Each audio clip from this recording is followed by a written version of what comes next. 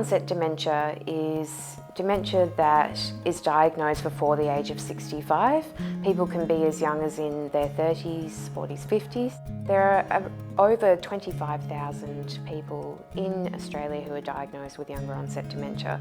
So that's about 5% of the diagnoses of dementia in Australia.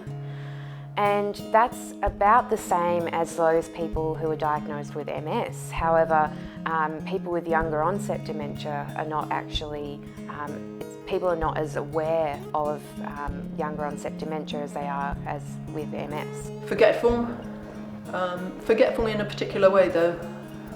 I could keep up with all the things that I had to do for the work that I was doing, but other things were getting brushed away, and that I couldn't remember how things were going. The huge sense of loss of all the things that you thought you were sort of going to carry on with. The main thing was the thinking, the cognitive thing. And to start with, I found just after when I got to speak to the specialist and we went through all the stuff through there, I found it was a revelation that I had lost so much cognitive ability. They did a whole heap of tests, and the tests came out positive, for early onset dementia. That was quite a shock to be at first, but not a shock because I sort of like knew, I suppose, like I think probably most people would realise that something's changing, things are changing. Younger onset dementia has really complex and broad impacts on people and their lives. It crosses over physical impacts, there's emotional and psychological impacts. It affects their social lives, and also financial issues become quite stressful as well. The Volunteer Buddy program was started because we recognised that there was a need for people with younger onset to have more social support services. We find that people with younger onset tend to fall between disability services and aged care services because of the age that they're at. Change things for the better for everyone in the experience of dementia, not just the person with the diagnosis, but family and, all of us. Life goes on, and I think it demystifies and it takes away some of the fear. I feel that it's the most natural way to undermine the stigma. Oh, isn't that gorgeous? Let's have a look at that one. Yeah.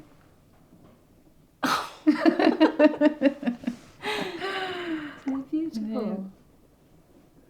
It's looking quite happy there too. Yeah, well, you got the Top Gun t-shirt on. Yeah, it's been great, hasn't it? Yeah, worked their muscles a bit. That's right. Got a few new things growing. Yeah. A few broccoli in the ground.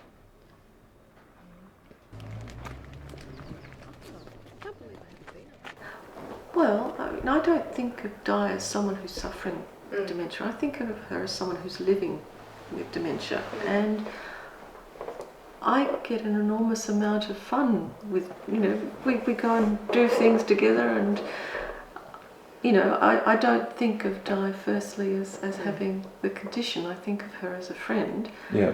Obviously, the fact of the dementia shapes some things. I get a bit worried. I get a bit worried sometimes when we go left, we go right. And I think that's because the pair of us have problems with left and right.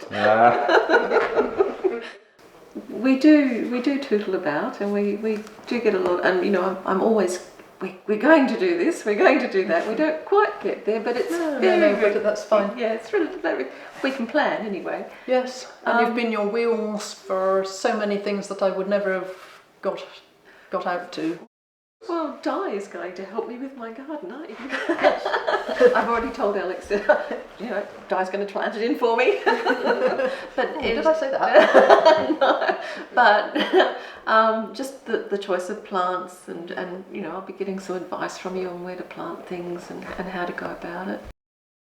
Di's openness about her condition is a real benefit, I think, to Alzheimer's for a start, because it is helping with that educational process. And I've seen people interacting with Di, and she said, look,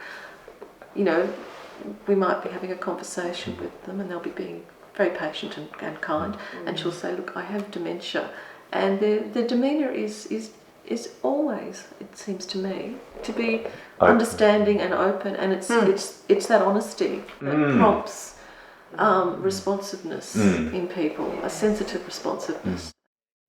That would be one of the things I would say would be important, to have some type of support there, to talk to somebody, like with Lee, just simple conversation. It doesn't have to mean anything, or be, just to be able to talk, and it actually can be quite, it settling.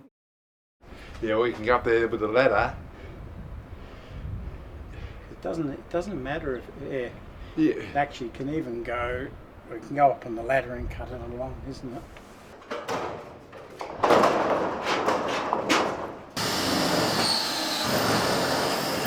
That'll hold it then. And 1, 2, we'll go. That's all you need across there. Yep. And and the end where you're saying, that's fine. I agree with that. Yeah.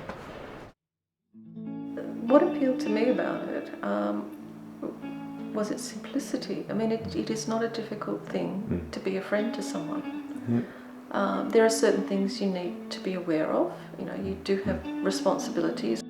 So it was very useful for me to be given information about the different sorts of dementia. Okay.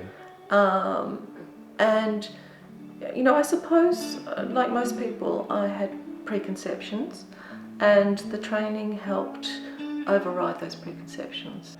So that's doing something is important, because it can make all the difference between having a life and not having much of a life at all. Yeah. So I think if you can find matchmaking things for everyone, then that would be really good. It's really building capacity of our organisation and the community to be dementia friendly.